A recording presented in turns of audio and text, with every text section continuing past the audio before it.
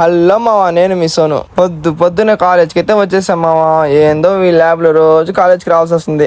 రాగానే ల్యాబ్కి అయితే బయలుదేరేసాం మావా. పాపం మా బద్రిగాడు మాన్యువల్ మర్చిపోయాడు మావా. అందరి కాడికి లడుకుంటా ఉన్నాడు. వాళ్ళేమో అసలు పట్టించుకోవట్లేమని.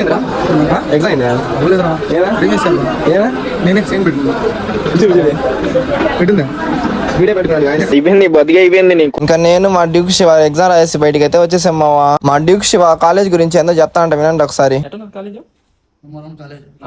ఈ ఫీజు కి మొత్తం సెట్ అన్ని ఫెసిలిటీస్ చూడండి ఎంత బాగుందో కాలేజ్, క్లీన్ గా నైస్. ఇక్కడ కూర్చోవచ్చు, మీకు టైం పాస్ ఉంటే ఆడుకోవచ్చు.